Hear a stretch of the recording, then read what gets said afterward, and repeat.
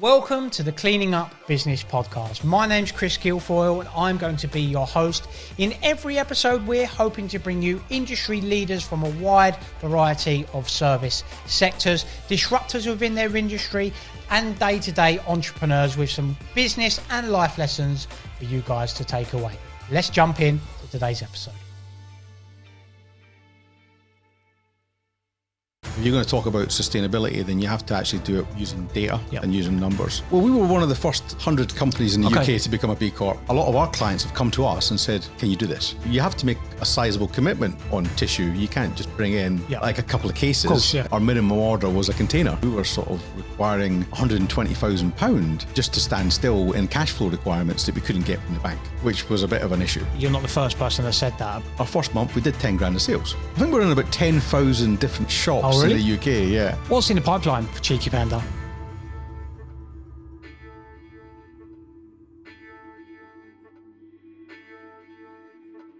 Welcome back to another episode of the Cleaning Up Business Podcast. Today we are in central London and I have another fantastic guest. I have Chris Forbes, co-founder and director of the Cheeky Panda. We're going to be talking everything sustainability with Chris, his business journey with the Cheeky Panda and everything else in between. So Chris, thank you for having us at your HQ in London. We greatly appreciate your time and spending some time with us on the podcast. Absolutely delighted to be here. Thanks for the invitation. Love what you're doing. Been following it, so it's nice to be invited as a guest. We're trying to obviously bring to the masses varying aspects of the cleaning industry, general business, which obviously you fall into as well with your sustainability products. So we go back to the very start with all of our guests. So tell us a little bit about yourself and your early life and career before the Cheeky Panda. Certainly, so I grew up in the Highlands of Scotland, wonderful part of the world, big mountain lochs, big forests, lots of rain, lots of sun. You really started to understand like the weather and like how sort of climate operates. And I think that's always sort of stayed with me. And I've always been about answering the sort of the big questions. And I did a degree in philosophy at Greenwich University. And then from there, I didn't really know what to do. So I found myself working in the city. I traveled all the world while working in financial services. Did stuff in equities, which is like company shares. Did quite a lot of commodities as well, which was fascinated by like how actually the world that we live in is driven by commodities, and everything that you touch and everything like these mics or like, your shirts, and these are all commodities, and this is how the world works.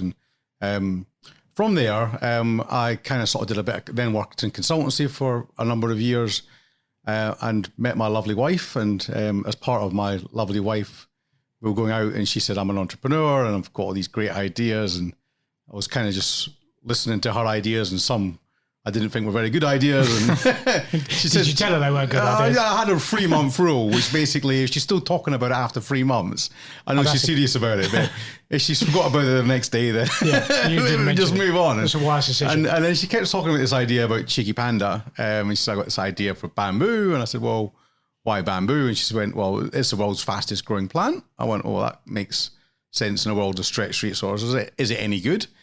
She went, yes, it's really soft. And I went, well, let's get some. And then we sort of tried it for 6 months. And then she developed the idea of the name Cheeky Panda. And from there was a business that was born. Yeah. Your early career in financial services, we've had another guest that was in financial services before they started their business in cleaning.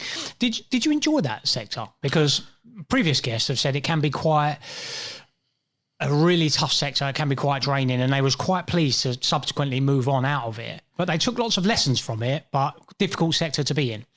I run a headhunting business. So essentially I made rich people richer. I didn't actually find a lot of meaning in terms of what I was doing. And I think by the time I got to the end of my journey, I did everything I wanted to do. Sure. I'd placed managing directors, I'd placed partners, I'd worked in every single market. So I kind of like ticked off the things to do. And I was actually looking for a new challenge, but certainly there was a lot of valuable knowledge and experiences that I took into this business. Yeah. So you're saying about your wife, Julie, who's your co-founder. So Cheeky Panda in its original form was something that she had in the background for a long time? Well, she when she started talking to me about it, that was really the first time that she started to crystallize the idea. She always wanted to do something in sustainability. Mm-hmm. She worked in LED lighting when she first came to the UK. Okay. So she was really early in sustainability with energy efficient lighting. and then she started up her own fashion website. Oh, wow. So she was already started that entrepreneurial journey, but she wanted to do something to create a sustainable brand, and bamboo would just happen to be that sort of catalyst, and it went from there. Yeah, you mentioned that your wife had quite an entrepreneurial spirit. Was you quite entrepreneur minded, or? I was running my own business by the time I was 21. Great. So I guess so. By that definition. However, this journey's been a different journey because my other journey was all self-funded. Right. So we never had took investment or anything like that. It was just kind of traditional, making money the hard way, and sort of just keep building it up. And I think there was good lessons in terms of times and markets, and when opportunities present themselves, and I can cover that a little bit more detail as we go through. Sure. So the idea is born, Cheeky Panda. For those of the viewers, tell us what Cheeky Panda is. What would you summarize it as? Cheeky Panda is a fun lifestyle brand, right? So sustainability for a lot of people can be quite depressing. We look at all the news that we get about fires or droughts or climate change, and these are big sort of quite worrying topics. And you don't want sustainability to be a fear sell, and you don't want to compromise on quality either. So what we've tried to do with Cheeky Panda is make it a family friendly, come and give it a cuddle type brand, rather than a brand that sort of forces sustainability and sells you fear. And that's probably what we try to be as a brand. Yeah. So the main bulk of your products is traditional toilet paper in an eco-friendly difference. Can you just tell us a little bit about that and how that come about? Yeah, sure. So bamboo is the world's fastest growing plant in the Guinness Book of Records. It's literally the world's fastest growing plant, right? So does it have multiple uses? It can be used for absolutely everything. And you can even be used as scaffolding, for example. Wow. There's 1,000 different types of bamboo, and as I've gone through this journey, I've learned an awful lot about bamboo. Do you know all 1,000? None of which I knew from the start. Yeah. And things that I sort of immediately loved about it, it can grow up to 1 meter a day. It absorbs more carbon. It produces more oxygen. Unlike trees, when you cut down a tree's dead at the root. Finished. So all the carbon then gets released back into the atmosphere. With bamboo, it's a grass. So when you cut it at the root, it just regrows from the root. So, it doesn't require fertilizers. It's just a really sustainable material to be able to use for stuff like tissue. And what we did is we started off with toilet tissue and then built out a household range, and then that included facial tissue, what we've got here, kitchen towel, and then we sort of moved on to develop baby products. Nappies, baby wipes. We developed beauty products like beauty wipes and a makeup remover, and we've also got a full range of B2B products, including jumbo rolls, mini jumbos, hand towels, and straws as well. So we've kind of got almost about 30 different products. And one of the nice things about the journey that we've been on is that a lot of our clients have come to us and said, "Can you do this?" Yep. And then we've looked at it and went, "Well, there's a market there," and generally it would be a big client that would ask us to do something. And if there's a market demand and we can make it out of bamboo instead of making it out of deforestation products, then let's try it. Makes sense. It's a no-brainer. So them early days of Cheeky Panda, tell me a little bit about the product development. Was there a lot of travel? Did you have to go traveling to do that and develop the products yourself? Just tell me a little bit about that process. So the first thing, when I looked at, once we tried the products for about 6 months and loved them, I went, okay, let's go. Got to go to China. Yeah. Got to go and look at the operational part. Got to look at the supply chain. Got to make sure everything's ethical at the back end of it. Of course. And we went to China because Julie's parents are from China, met them, and then flew into the middle of China to the mountains where the bamboo is growing. And I was really stunned by the fact that everything was cooperative farming. It was all modern manufacturing as well. Yeah. I was expecting to see a lot of manual stuff. I didn't expect to see automation. I didn't expect to see all the health and safety of lines of how you run a modern manufacturing plant. Yeah. But the thing that really got me was the energy usage.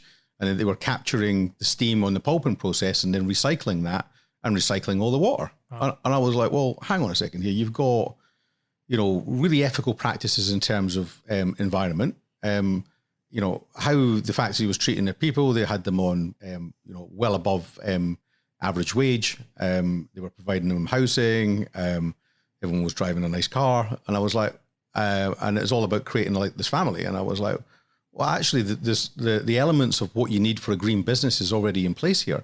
It's all about taking it to market, and that's probably the bit that starts to get interesting, because you have to make a sizable commitment on tissue. You can't just bring in like a couple of cases. Of course, so like our minimum order was a container. Wow. Right. So, and my mates would have absolutely crucified me if I'd have been sitting with a container of bamboo toilet roll after about 2 years. Yeah, they couldn't get rid of. They would never have heard the end of it. It would have been Andy and the Kobe bad then, though, wouldn't it? You'd have been the king of the castle. I would be. So I went, all right. So what I said to Julie, and this was back in 2016 when we started the business, I said, okay, let's crowdfund the business. Okay. And if the crowdfunder works, we'll go ahead with it.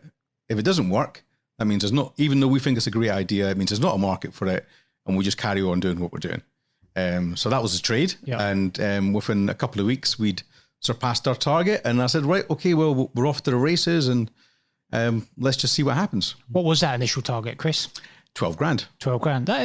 Yeah, I mean, and it wasn't really the money. It was more about, is there a demand? Is there a market there? Yeah. And the great thing about like crowdfunding it is we were then able to take the demand from people that hadn't tried a product or didn't know about the product, but they still wanted to buy it. So we were then able to go to retailers, like small, like e-commerce retailers, and basically go, well, there's a demand for this product.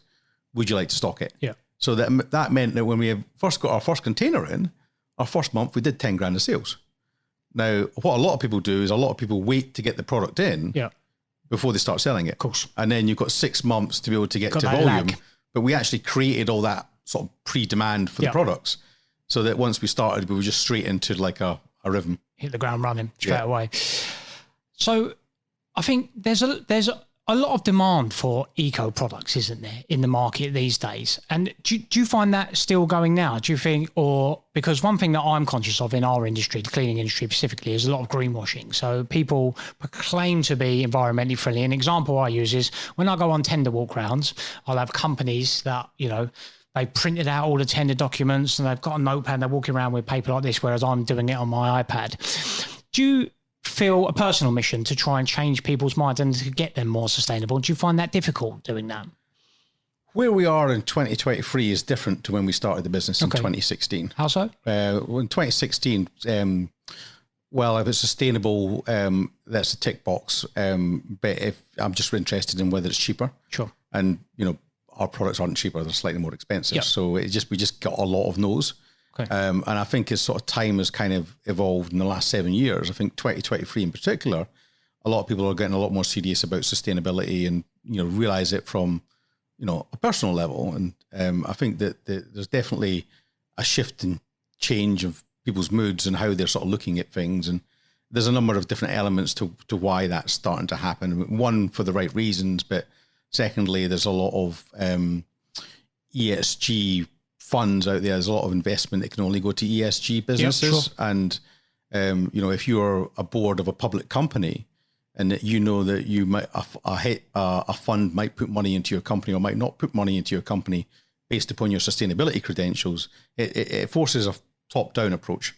But that's only happened in the last year. That had never happened before. And before it was all about people's personal choices. Sure. And we got a lot of people that did make those personal choices, but we had a lot of no's. And I think there's definitely a lot more conversations now than what there would have been 12 months ago. Do you find the larger companies generally jump on board with these initiatives a lot quicker than maybe the medium-sized businesses?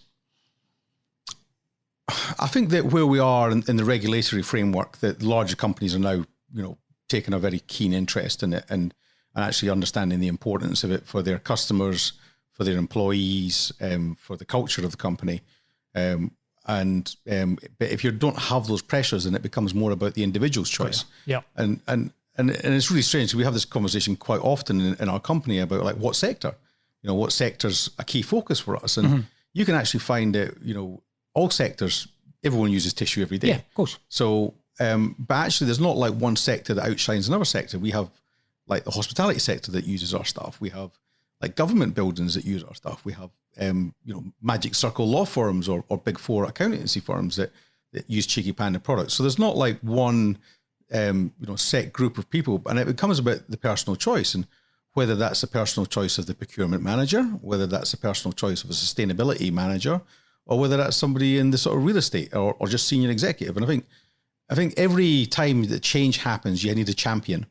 And every organization, someone to lead the way. We all, in my previous career, we used to call them entrepreneurs. And what they would be is, they'd be one person that galvanize 3 or 4 different stakeholders in an organization to make something happen. Because in large organizations, as soon as you kind of get to like over 100 people, you actually need 3 or 4 people to make a decision. But you actually need one person to be able to, if it's a finance person, speak to procurement, speak to, the real estate teams, or speak to the executive team to basically join up the decision. So, and that one person can be in any sector. And it's just, again, it's just looking for those individuals that believe that they can make change and step up and go, actually, this is the right thing for my company. Yeah, I think I say a lot of companies are a lot more mindful of that now. And even that to us, we're an SME, and we're a lot more conscious of the products that we're buying and how we're affecting the environment. And it's not just a tick box exercise. I think, a lot more people are taking that more serious, for sure. So you started the business. Tell us a little bit, fill out the gaps in between 2016 and 2023. What was that process like of growing Cheeky Panda? How's your team grown, and how have you found that process? So one of the things about companies that are under 3 years, and you'll understand this, getting finance from a bank is impossible. Sure. And even if you're, have a house that you can back, even then the lending is very, very tough. Yep. And then with someone like Cheeky Panda, we were running like a 6-month supply chain. And, that means we've got to buy the products, we've got to ship the products. They'll stay in the warehouse for like a month or 6 weeks. And then we might have to wait, a month or 6 weeks to get paid. So the whole supply chain of us selling a product can be like 6 months. Yeah. So when we were at the end of sort of 2016, we were sort of requiring £120,000 just to stand still in cash flow requirements that we couldn't get from the bank. Yeah. Which was a bit of an issue. And as you could just see that getting bigger and bigger. So what I said to, and Julie was doing all the administration work. She was doing all the finance, she was doing all the operations, and I went, this isn't sustainable. Like, sure. We can't, you shouldn't be doing administration. Yeah. That's not the good use of a founder's time. I said, so let's go and raise some money. Let's go and raise some capital. And I'd watched what Brewdog done with their equity, Punk for Equities. Yep. And I went, well, let's do something like that. So then I met up with people from Cedars, and I met up with people from Crowdcube, and I decided to go from people at Cedars and said, let's set a target to raise £250,000 so we can hire some people, and most importantly, actually have the financial cash flow to be able to scale. Yeah. So in August of 2017, I launched a campaign. Within 4 weeks, I'd raised £500,000. Wow. I said, stop. Yeah. We don't need any more money. Don't want no more. No, I don't want too much dilution. Yeah. I said that gives us enough to build a team of 5 people. Okay. Operations, finance, somebody in sales, somebody in marketing, myself and Julie. We did it all from the house. I mean, it was a proper bootstrap business. I mean, like in the early days, I used to take packages from my spare room down to I take 100 packages down to the post office. Wow. And just they must have loved you. Well, I mean, the big queue. Yeah, particularly at lunchtime, So, I mean, we kind of got, we were able to go to serviced offices and sustainable workspaces in 2017. So kind of sort of felt a little bit more sort of professional, kind of sort of moving out of like the bedroom and kind of into that and it just kept, momentum just kept on growing. And, we started to get wins into the natural organic channel. Then we started to work with companies like Lyrical and Bunzel. Yeah. Started to get some, sort of big wins under our belt. And we just kind of had that momentum that even though, some people were still like, well, I'll buy it if it's cheaper. There was a lot of people that were just kind of sort of getting on board with it. And I think probably the big breakthroughs for us were probably 2018 when we got into Ocado and Boots. And that kind of sort of felt to us that actually as a brand, we're starting to arrive. Yeah. And started to do international distribution as well. And the bigger you get, the more people you need. So, and just kind of started to, well, let's try to improve systems, try to improve people and process. Back of house. How was it? How difficult is it to get into the retail sector? I imagine that's a real hard industry to break into. It's hit and miss. Okay. And one of the buyers change all the time as well. That's sure. The frequency of buyers is. So you can't build a relationship there. We have to get lucky. I mean, because they might be there for 12 months Yeah. and then they're gone, and then the new person comes in and says, "I need to understand what's happening." Yeah. So you get the right buyer at the right time. They'll do something. You get the wrong buyer at the wrong time, then you just have to wait for the next window. So it's been great for the brand. I mean, a lot of the other tissue brands, like their away from home brand, is different to their retail brand. Okay. So Essity, for example, would be Torque, but the retail brand would be Cushell. Yeah. Or like Kimberly Clark, the retail brand would be Andrex, and their tissue would be like Scott or something like that, right? Sure. So, but Cheeky Panda, everything's under one roof, and I think that's something that's clever about the brand. This is all Julie's all about the brand. She's the brand expert, not me. So I can't take any credit. You're taking no credit for the brand. And it's a bit like Apple, right? So every time that Apple launch a new product, people trust Apple. Yeah. And if they launch a new product, go, well, even though it's a new product, it's still Apple. So it's going to be good quality. Sure. And I think that's what Cheeky Panda's done. Instead of like our kitchen towel being like Bounty, or our facial tissue being like Kleenex, or our toilet tissue being like Andrex, everything's under one roof. So everybody kind of makes it easy for the consumer and says, well, actually, it's a B-Corp company. And, we can maybe talk a little bit about B-Corp. We'll do, certainly. It's everything's FSC certified, so it's all audited. So I as a consumer, I can trust this brand, I can trust this, and it just kind of makes cross adoption of products and efficiency in marketing a lot easier. Yeah, to me, a relatively simpleton, that makes perfect sense, like you say, because you're bringing brand authority, you're building a reputation with your consumers. This is a bit out of the way, but why do you think other companies use other brands, depending whether they're B2C or they're doing it in a B2B market? What would be the logic behind that? Because like you say, effectively you're trying to build 4 or 5 brands rather than one which someone trusts. Well, I mean, there's different horses for different courses and different reasons for that. I mean, some of it's historical mergers and acquisitions where they've just bought different brands. Yep. And it's actually easier to sell brands if you're an owner of 100 brands to sell. If you don't want to be in kitchen towel anymore, it's easier to sell that one brand. Yep. And then sometimes it's just because consolidation's a pain in the neck. So it's just like, I can't be bothered. Yeah, just leave it as it is functioning. It's not broken. Don't fix it. Yeah, it makes sense. You mentioned about the team growing, and obviously you're a fair-sized company now. What does the team look like now, and what's your day-to-day interaction like with with teams and bringing everyone in?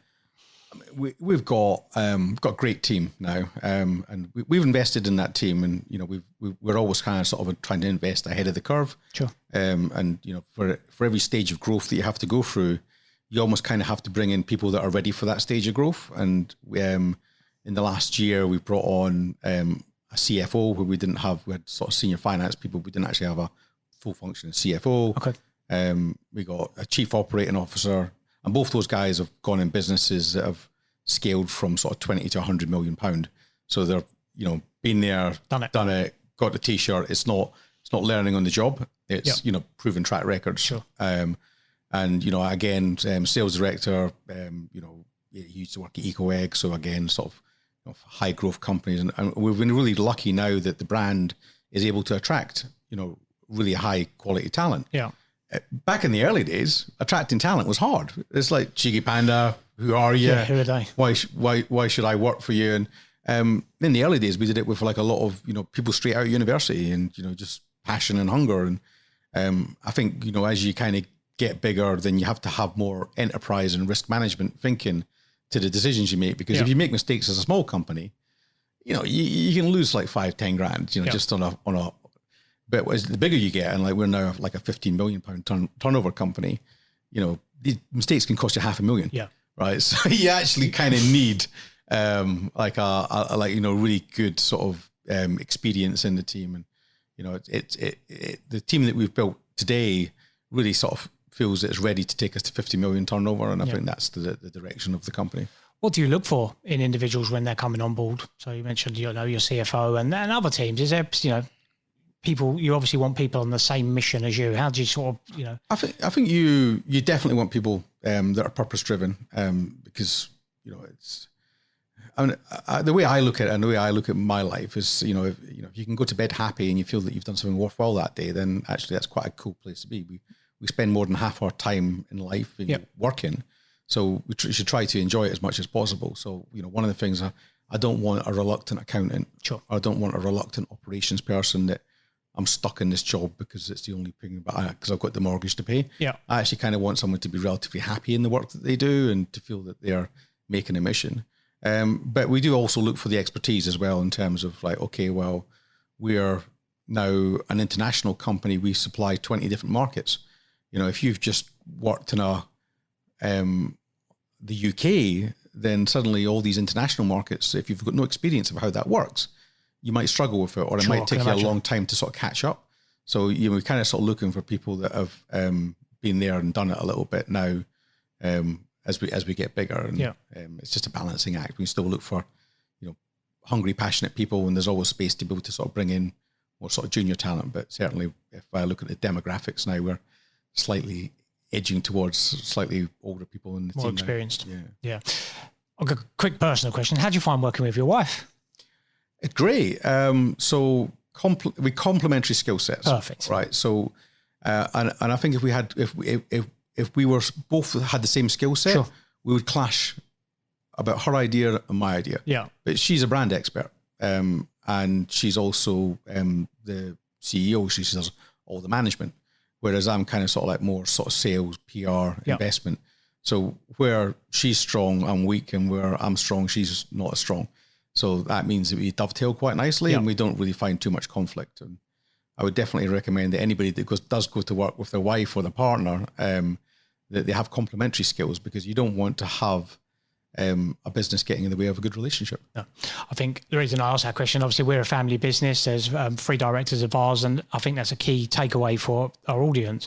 Making sure that if you've got co-founders, you haven't got the same skills, or you complement each other. And it's obviously clearly that you guys do. That's why I asked, and I just wondered how that family dynamic was, especially with the wife. Unfortunately, I don't work with my wife, so I never come across that. So I wondered how and business shouldn't stop you get in the way of life either. So we had a kid as well, right? So we had our child Leo in 2018. So not only were we going for this like fast growing startup, we decided to have a family. Baby in the middle. But if we hadn't had the baby in the middle, we'd have kind of sort of felt we'd have put life on hold for the business. And that's not a good compromise. And you should still be able to live your life while, creating something. Yeah. So I ask this of all of our guests. Business in general has many ups and downs. You've got a raft of awards that we can see behind us. Is there a particular point in the Cheeky Panda journey that you really look back on fondly as a real win, or that really sticks in your mind, as a real positive and high point within the journey? I'm going to give you the low point first, right? Okay, we'll swap the questions around, because that was going to be my next one. Right, so the low point, just to quickly come in there, we all celebrate the wins, but with business, I'm sure, as you know, of your experience, there are many low points, and it can be super, super tough at times. So I'm interested to hear the low as well. And it's slightly funny as well, right? So bit of humour. So the first award ceremony that we went to was the Essex Business Awards in 2016, and I thought we had a real chance of winning that. We brought an innovative product to the market. We'd got listed on Amazon. We'd started picking up clients left, right, and centre, and we went for the new Startup Business of the Year, and we were beaten by a mobile phone shop. Oh, really? And I was like, hang on. Is this 1990 that we're in, because surely that business model is an old business model. I said, how could they win that? And it was like really frustrating for me to not kind of sort of be recognized. And then sort of like fast forward a year, and then we ended up winning like 3 awards at the Essex Business of the Year Awards the following year. And it just sort of felt, actually, there's a breakthrough here. Yeah. And it's almost kind of like, do you need recognition? But awards definitely help you at the very early stages of your company to let your customers know that you're actually a credible business to be looked out for and for noticed. Okay. So, yeah, it's an interesting one with awards, because some people, the view I hear is that, some of the awards that, depends how many tables you buy or whatever it may be. But then there are obviously the serious ones. Who nominates you for awards? Is it just a general consumer? I'm a judge on awards these days, because I've got so frustrated with some of the awards. that we went to. Sure. Losing to a mobile phone shop. Well, yeah, and then we did the National Business Awards, and then we lost to a coin operator that sorts out foreign exchange. Yeah, okay. Now, but nobody uses coins anymore. So I mean, it's kind of like some of the judges are just almost looking back at their own personal experiences, or like work in a very big corporate, and they kind of work in a silo. Yeah. So they don't actually understand, like, you know, how an entrepreneur has to hustle and stuff like that. And I think, you know, the having sort of, you know, built, this is my second business now, 2 decent businesses, I'd rather be judging somebody, you know, that is kind of at the early stages of their career, and, you know, making sure that the judges don't just give it to something that's kind of out of date. Yeah. And sort of steering it that way. But yeah. I mean, I think like in business is tough, right? Of course, most definitely. And I think, you know, since 2016, like, you know, every single year we've had a black swan event. In fact, I tend to see more black swans than I see white ones these days. Yeah. In 2016, when we set up the business, we were buying in US dollars, and we did the business model on sterling being like $150 to USD. And then they took the pin off the foreign exchange, and it dropped to 125. And I went, all the money and all the margin's gone. There's no money in this business. Yeah. So then it was kind of, all right, well, let's not let that beat us. And I went back to my supply chain, and I looked at, like, you know, how we could optimize like our pallet racking and stuff like that. And, you know, got into the weeds there and found that there was an extra 20% in just by fixing like the racking and stuff like that, and getting bigger pallets. And despite our original fulfillment company didn't want to make any changes. Right. And I was like, well, we're going to have to move away from you then. if you can't adapt. Because if you can't do it, someone else will do it. Sure. And I'm not going to let this stop me. And then, you know, then we've obviously had Brexit that came along, and then all that, the way that dragged out. And then we've had like COVID, and then we've had a supply chain crisis, and we've had war, and, you know, we've had an energy crisis. And like every single year, there just seems to be this major event that comes up. And I almost kind of sort of feel that, you know, businesses these days need to be very agile, and they need to be very robust as well. And one of the things that we've been able to survive is, like in COVID, our entire B2B market just fell off a cliff. But our direct to consumer business just completely shot up. But there was always going to be a point in time when the B2B business came back and the direct-to-consumer business tailed off again, because people would just go back to their own channels. Sure. But we had people coming to us and saying, well, we'd love your business, but we want you to be D2C only. And I went, that's madness. Yeah. You know, you shouldn't just focus on one channel. You should be across many channels. And I think that's kind of where we are now is, I think we have to be a little bit more, you know, acknowledge all the channels. And for me, it's almost run your own race. Yeah. Right. So just because the market one year wants one thing, that doesn't mean that it wants the same thing next year. And the only thing that you can really do is be true to yourself and actually do the business how you think it should be done. And by doing that, you'll probably end up in the right place. Yeah. Rather than someone that's not running your business telling you what to do. And at least then, you know, you've stayed true to your course and you as a person. That's right. And you, yeah, exactly. And I think if you're always chasing the tail, sure, you'll be very frustrated because like you'll always be changing things rather than just kind of executing a strategy. Yeah. So you mentioned several different black swan events, as you called them, COVID and all that. How do you find dealing with them? What's your process through that? Is it just a case of, look, we've just got to get through this. This is the plan X, Y, Z. We're going to execute the plan and stay on course. I mean, we ended up doubling up in size of team with people that we never met before. Yeah.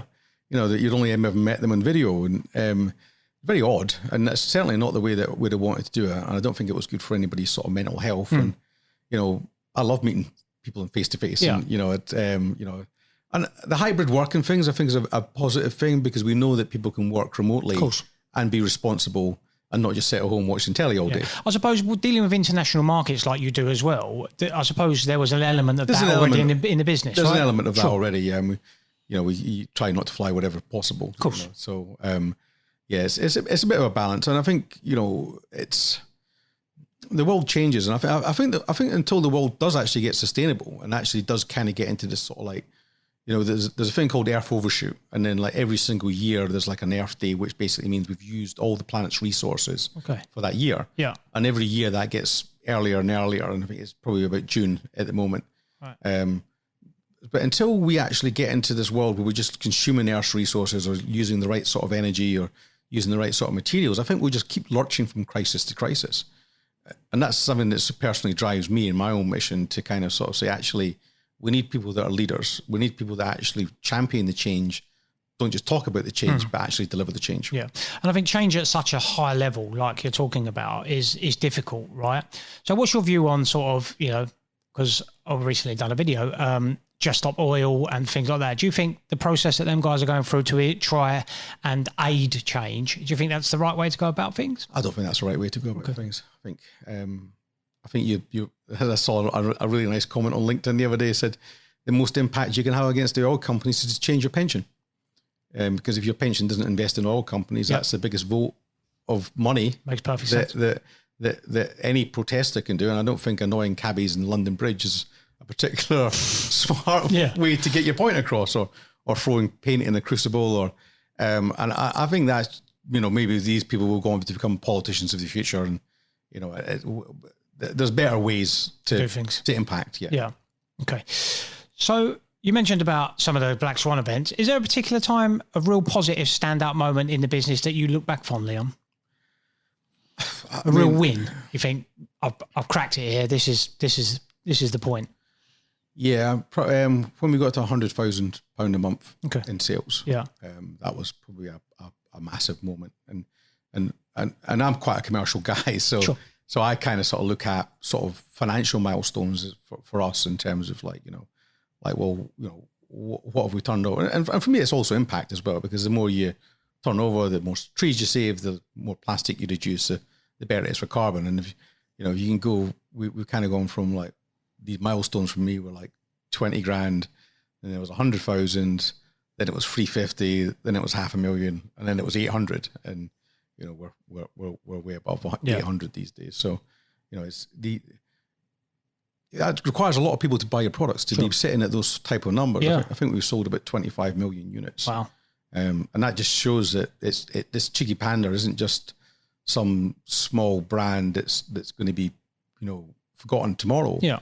It's actually, becoming one of the, most sustainable, recognized brands in the UK. And, hopefully we can kind of take that on a more global basis. I see some of your statistics on the website before we come here, over 400,000 trees. So significant. I mean, a lot of people, that's a big number. Probably going back to your greenwashing point. I mean, I think a lot of people say we're this or we're that, right? They don't actually have any measurable things. And I think if you're going to talk about sustainability, then you have to actually do it using data and using numbers. Okay. So we know that when we changed our products to our toilet paper to be in paper, or even like this, these like pocket tissues, for example, right? Every single pocket tissue is made out of plastic, and every single unit of that we save plastic, and I think that's always something that we kind of sort of strive to do, is actually let's count all those units. Yeah, let's just add up, like in a case of toilet tissue, for example, that's 50 grams of plastic.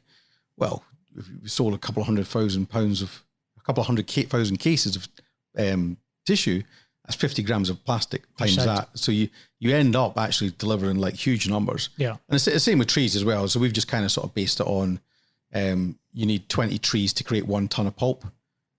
So, we've just looked at the numbers of tons of product that we've moved and said, if that was all virgin fiber, that would be 400,000 trees. It's amazing. So, and I think that, that's what I'd like to see actually, is, you see a lot of people saying, I support this, or, I donate 50% of my profits to this, this charity. Yeah. If you're not making any profit, you're not donating anything. It's just gamemanship. Yeah. So, let's actually get down to brass tacks here and start talking about real numbers. And the Cheeky Panda's got numbers to support that. They're on your website for all to see, and it's good that you're making such a massive impact. Absolutely, and I think that's this company. I'd really like to see it become a public company, and we might become a public company as soon as next year. Wow. You can't game anything. No. Like, it has to be all evidence data, raw data. Yeah. But I think we're really in a strong position to do that. That probably segues us nicely on my next point, which is about you guys being a Cheeky Panda being a B-Corp company. Can you tell me a little bit about that process? Well, we were one of the first 100 companies in the UK to become a B-Corp. So we certified in 2019, and it was driven by one of my employees, Emily, at the time, who said, "You've got to become a B Corp." And I didn't really understand B Corp at the time. Yeah. For those of the viewers that don't understand B Corp, could you just tell me a little bit about what that is? So I mean, as I started to go through the process, it's probably the highest standard of ESG recognition that you can actually have in a private company. Yep. So that it does everything from your people and processes. Now, it's not just to say, well, we have people and processes. We've got a HR manager. Oh, show us your policy on maternity leave. Show us your employee diversity. Let's show what you're actually doing in terms of how you're tracking and measuring your workforce. And then let's look at your social impact. Let's look at like how you're working with your community. Let's look at like, charity work that you do. Let's see if you give employee days to do charity work. And, let's look at your products and your environment, and let's look at your supply chain, and let's look at your energy use. And if everything isn't certified, and probably going back to your point earlier about what you're doing when you're buying stuff, and are you using green energy? Are you recycling things? How can you be a positive impact? And I think it's a community that's kind of sort of growing through time. Becoming a B Corp in 2019 when we were about 8 people really gave us a solid framework to build on. And I think a lot of companies, when you have to get to about sort of 50 people in size, they then have to put all these processes in place. But if you've already been sort of tracking it, then you're actually building your house on really solid pillars. You're not building it on shifting sands. You're actually building it under strong fundamentals. Yeah. And I think that actually, while it does take an awful lot of time, I'm a massive advocate for companies that actually do want to do things properly and be able to track as a methodology to be able to continue to look at what they're doing and how they can be better. Yeah. Do you have to go through an application process? I assume you apply to become a B Corp company, and then you have the varying audits that go with that. It's around about 1,000 different questions. Okay. So it's extremely comprehensive. Yeah. And every single question then needs to be verified. So if you don't actually have evidence of it, you don't get the point. Yeah. So even though you say you do it, if they can't see the evidence that you do it, they just won't give you a point. So it's probably the most robust mark out there. I mean, there's quite a number of accreditations, all of which are good, which are actually kind of sort of saying, are you heading in the right direction? But certainly that, B Corp's more like a financial audit. Sure. Yeah. I've got a few companies that I work with now. Our feminine hygiene company, they've actually just recently become B Corp certified. So it seems to be that companies are going that way, which again proves that companies are taking their green agenda, their ESG, a lot more seriously now, which is great to see. And I bought a water bottle at the weekend, and I was 50-50 on the purchase, and I saw it was a B Corp company, and I instantly bought it. Yeah. And I probably wouldn't have bought it, but I went, I need a water bottle. Yeah.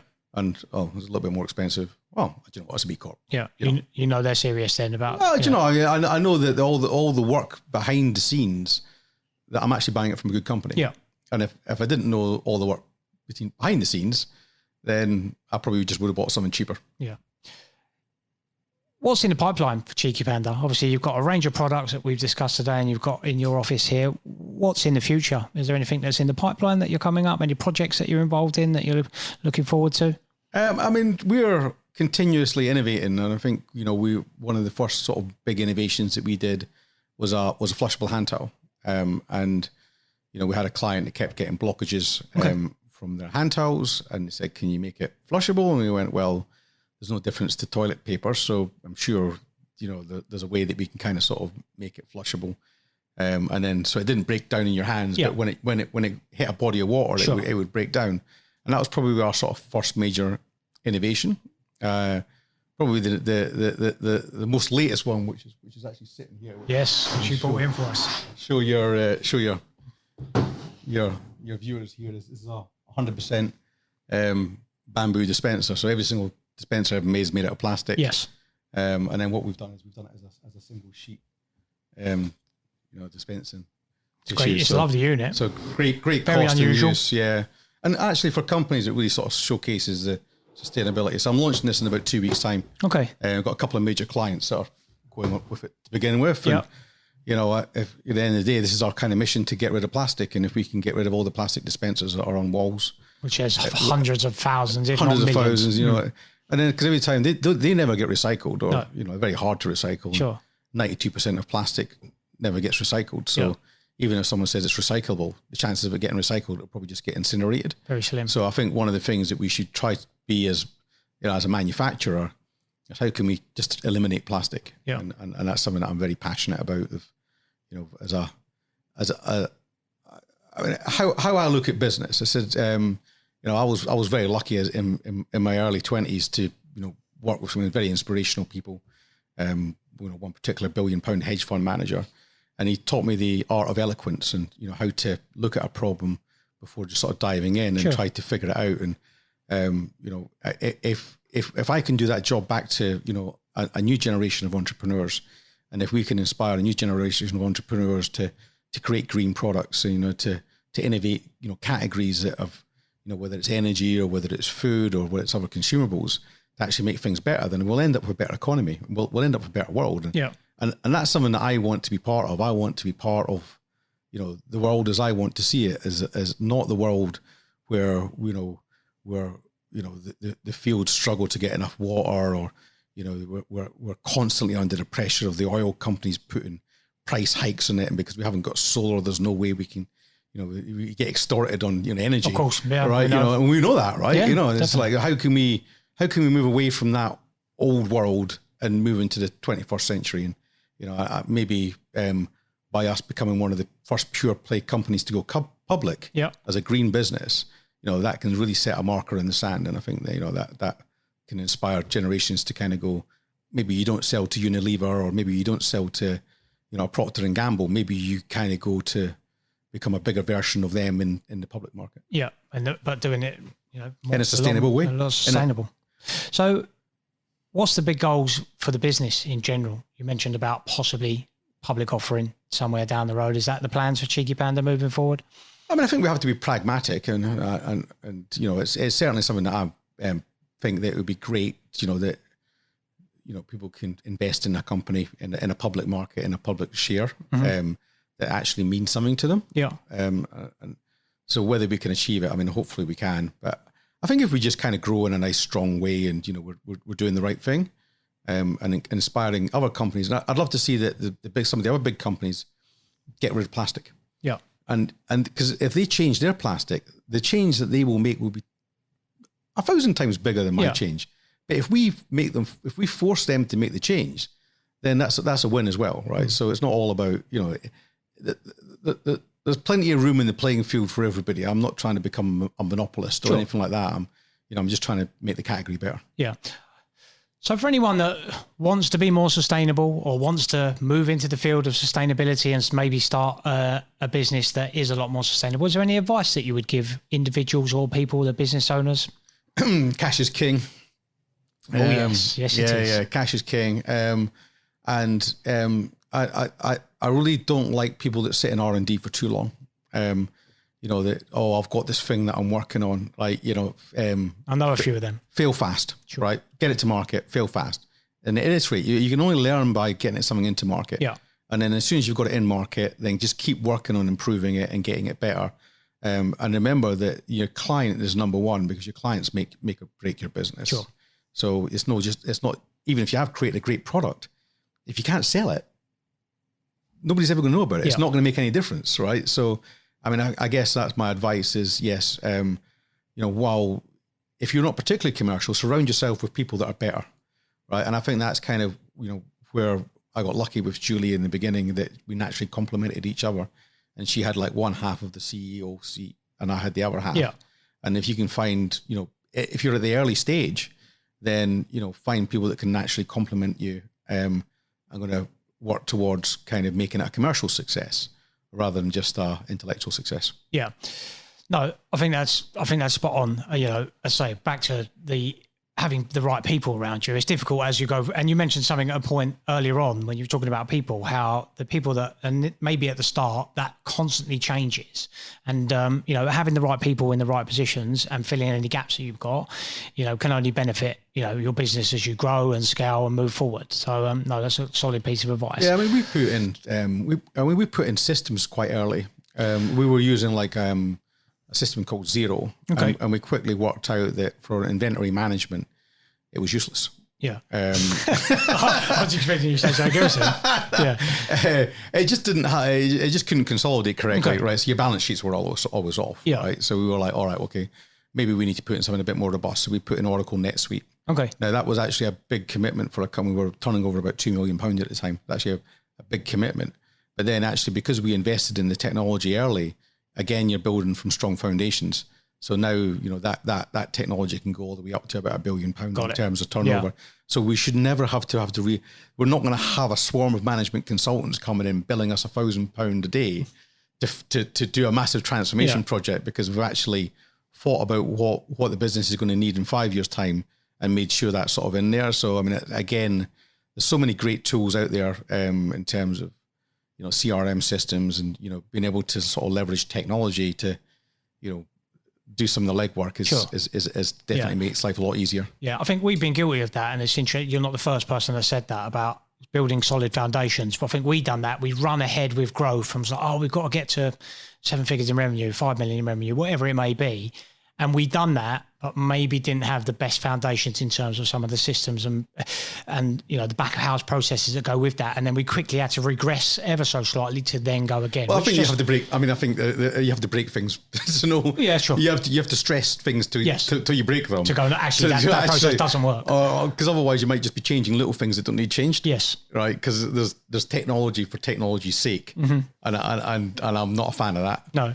Because then you'll always just be putting in things or getting sold stuff that you don't really need. Yeah. But yeah, there's certain pillars that probably you should have in place before in your going finance and operations. Yeah. You're the first guest that we've had on the podcast that operates, usually they're in the service-based sector where you're selling a physical product. How difficult is it to manage, that process end to end, from literally creation, distribution, everything in between, the sales to actually being on someone's shelf or being in someone's commercial premises? Did that take you a while to get your head around, or did your experience in lots of different markets give you a head start with that? Yeah, I mean, I think I understand channel sales. Got it. So I understand how partners, and when I did stuff in consultancy, we did a lot of work with like SAP and Oracle and Salesforce and understanding like that sometimes the best way that they found was to work with companies like Accenture or PwC or Deloitte. For me, it was the same thing. I was kind of sort of, in the B2B sector, I was like, well, let's go and work with like the likes of Bunzl or Lyrical or Alliance or, perfect partner in that sector. Yeah, just go and work with the big guys and, because they've got, 200 people, 500 people, if you can leverage that sales force. Selling that product. Yeah, then, and that's just time and investment. So, don't try to reinvent the wheel sometimes. It's just actually understand the landscape and, just work with your partners and both sides win that way. Yeah, of course. And that's what we want. And it's the same with retail as well. We work with distributors. I think we're in about 10,000 different shops in the UK. Yeah. Well, sometimes you have like groups like Boots where you have like 1,000 Boots or something like that, or 300 Waitrose. But like through our distributors like Sumer or like CLF, we're in about 10,000 natural organic stores and up and down the country. And there's no way that we could do that. And there's no way we would want to do that. And again, this kind of goes back to the channel sales and just working with the right partners. And, if they've been working with them for 20, 30 years with their clients, then, you can just plug into that. You don't have to. Do you work in B2C internationally as well, Chris? Yeah, we've worked. I mean, we had like quite a bit of success in Europe early doors and in Dubai. I think we've been supplying Monoprix since 2018. Okay. So, wow. And BioPlanet as well, which is part of the Cordialink group, and some of the big internationals, and even in the US as well. We've had a fair amount of success with some pretty amazing names. So it's definitely been an interesting journey, despite the fact that we've been based from London. Sure. Trying to build a global business. Yeah. Well, it's so interesting to watch. I watch your content all the time and the Cheeky Pandas, and it's great to see your business grow, the journey that you're on. I mean, I think your PR is great. I always enjoy seeing you with your hat that you've got on in everything that you're in. So I don't have any more questions, but Chris, for our viewers, just let us know where they guys can find your products and you personally. Certainly, yeah. So, I'm always happy to people to connect with me. Sure. So, just LinkedIn and Chris Forbes on LinkedIn. You'll see me with a panda hat. And yeah, one of the things I wanted to do, Chris, is I actually wanted to get a picture with you and the panda hat, so you can maybe use that as your thumbnail for the moving forward. Move that as a thumbnail, and maybe you should try to find a hat for your business. Yeah, no, there you go. Look at that. Look at that. We've been I've been looking forward to having Chris on for some time now, and I appreciate you taking the time. Time is obviously the most valuable asset we have. So for me to sit with you for an hour and just discuss your business and your journey, it's a great honor. So thank you, Chris, for having us down at your HQ. So yeah, that wraps up another episode of the Cleaning Up Business podcast. Again, thank you to Chris Forbes for spending an hour with me. Check these guys out, Cheeky Panda, and we will see you in the next episode.